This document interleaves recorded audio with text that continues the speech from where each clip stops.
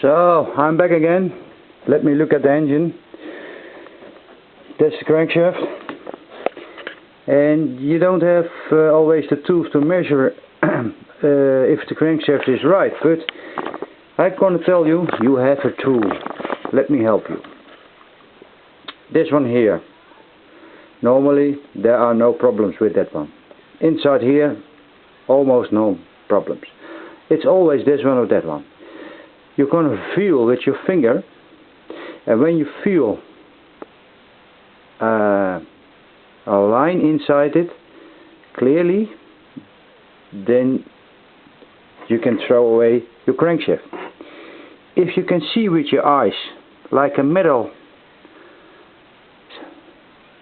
also here you can feel clearly that it is gone, and you can see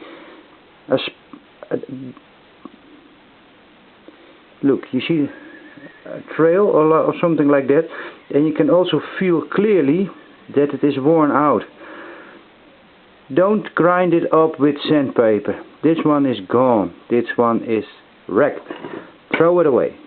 You can see clearly here is a hot spot.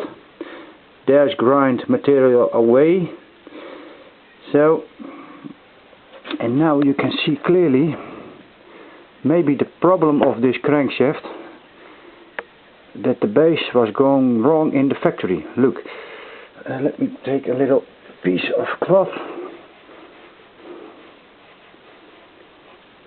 You see a little bit that the edge is round, but that one there, it's not enough rounded. So I think maybe something went wrong in the factory. It's like a Monday morning crankshaft, and this one was not good done. I think that's the main problem in this crankshaft. So it's a BB. This letter B is standing for measurement on that one. You can find it back in your books, Honda books. That B, also available in A or C, is the measurement of this part. That letter B is the measurement of that part, and the last letter B is inside of this aluminium house.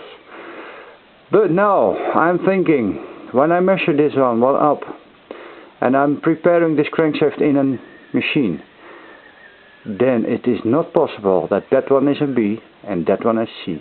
In my opinion, that's not possible. But they exist. That one a letter B, that one a letter C, and it is made in one go in a mill. So I have questions. Is this measurement correct, or is this crankshaft build correct? This one is a BB, my favorite crankshaft. All the other one I don't use any longer because they give problems. So then you know exactly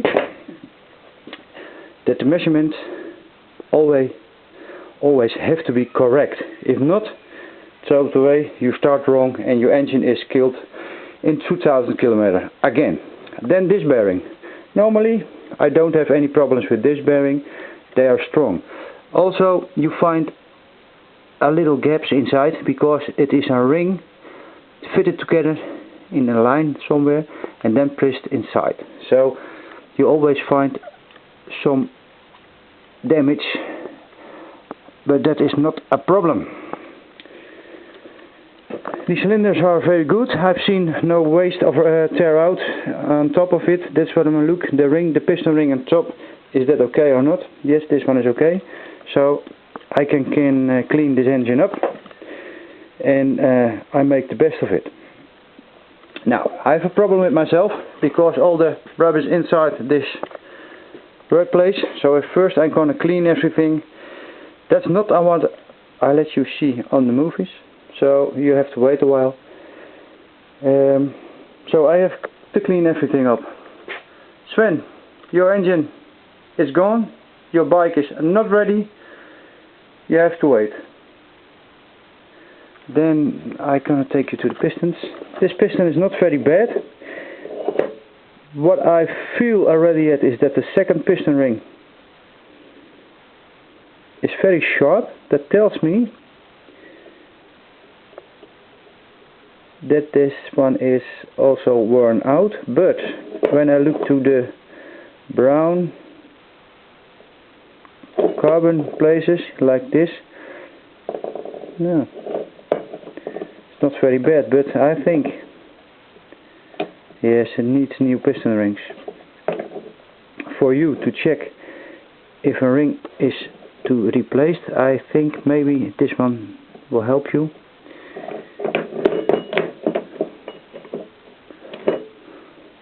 It's clean. The oil is not.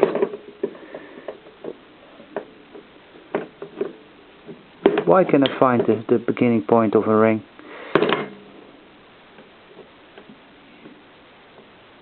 I want to show you something, but there's a gap. Let me put you here.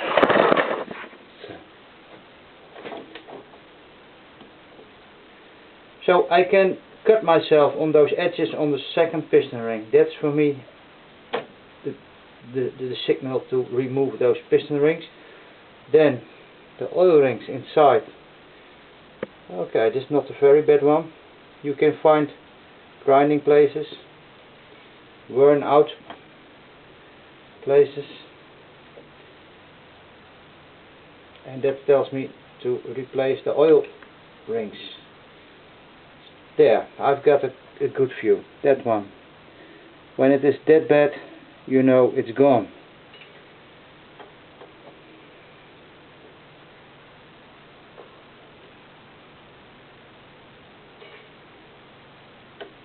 Yes, very sharp. So, place it.